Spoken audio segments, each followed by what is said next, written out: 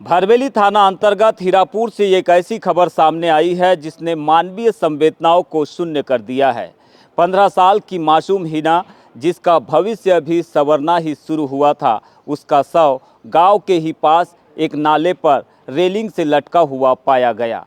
रात के सन्नाटे में ऐसा क्या हुआ कि 9वीं कक्षा की ये छात्रा घर की दहलीज लांघकर मौत के आगोश में चली गई।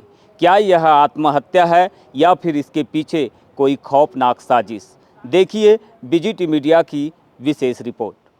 वार्ड नंबर 5 हीरापुर की रहने वाली 15 वर्षीय हिना खान पुत्री बबलू खान, जो कक्षा 9वीं की छात्रा थी, सोमवार की रात करीब 1:30 बजे तक अपने परिवार के साथ सो रही थी। लेकिन सीसीटीवी कैमरों की फुटेज एक अलग ही कहानी बयां कर रही है।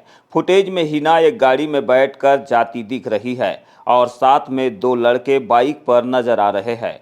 परिजनों को कानों कान खबर नहीं हुई और सुबह जब आँख खुली तो हीरापुर के नाले में रेलिंग से हिना का शव लटका हुआ पाया गया।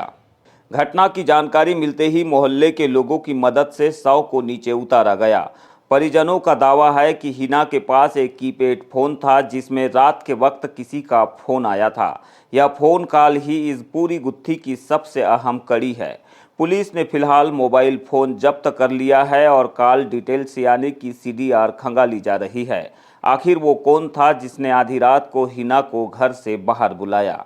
इस संदिग्ध मौत के बाद आज मुस्लिम समाज के लोगों ने भरवेली थाने पहुंचकर पुलिस से मुलाकात की।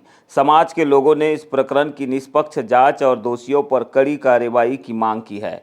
पुलिस ने मर्ग कायम कर जांच शुरू कर दी है, लेकिन सीसीटीवी में दिख रहे उन 2 बाइक सवारों और गाड़ी का रहस्य अब भी बरकरार है। हीरापुर की यह घटना कई सवाल छोड़ गई है। सीसीटीवी फुटेज और वो छोटा सा कीपैड फोन अब पुलिस के लिए सबसे बड़े सबूत है। क्या हिना को किसी साजिश के तहत बुलाया गया? बीजीटी मीडिया इस खबर के हर पहलू पर नज़र बनाए हुए है।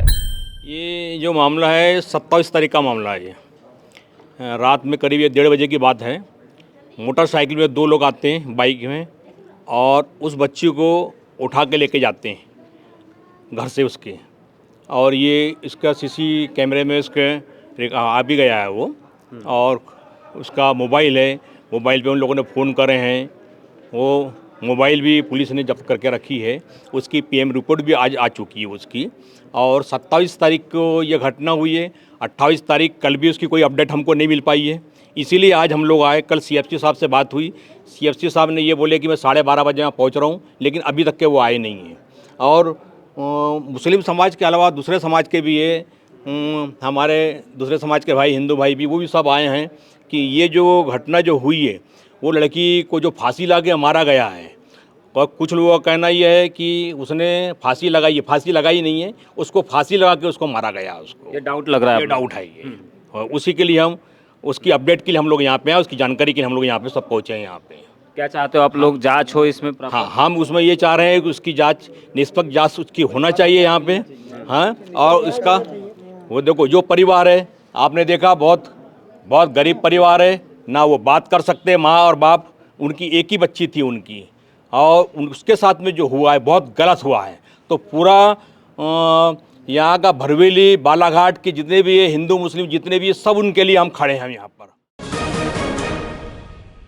लांजी क्षेत्र के इटोरा में मंगलवार को नशे की हालत में वाहन चलाना एक युवक के लिए काल बन गया। ककोड़ी निवासी 34 वर्षीय ओम प्रकाश एरपुड़े अपने ट्रैक्टर से लकड़ियां लादकर लांजी से घर लौट रहा था। दोपहर करीब 12 बजे जैसे ही वह इटोरा के पास पहुंचा, नशे की अधिकता के कारण उसने वाहन पर से नियंत्रण खो दिया।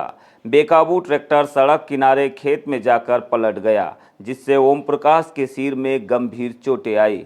गनीमत रही कि हादसे के वक्त सड़क पर कोई अन्य राहगीर मौजूद नहीं था, वरना बड़ी जनहानि भी हो सकती थी। स्थानीय लोगों की मदद से घायल को 108 एम्बुलेंस के जरिए लांजी सिविल अस्पताल पहुंचाया गया है, जहां पर उसकी हालत चिंताजनक बनी हुई है। बालाघाट के लांजी में रफ्तार का कहर थमने का नाम नहीं ले रहा है। बुधवार की देर रात एक दर्दनाक सड़क हादसे में 2 बुजुर्ग गंभीर रूप से घायल हो गए। बारी निवासी 65 वर्षीय मंगल पाचे और 52 वर्षीय सीताराम फुल्लारे अपनी मोटरसाइकिल से लांजी दहेज का सामान लेने आए थे।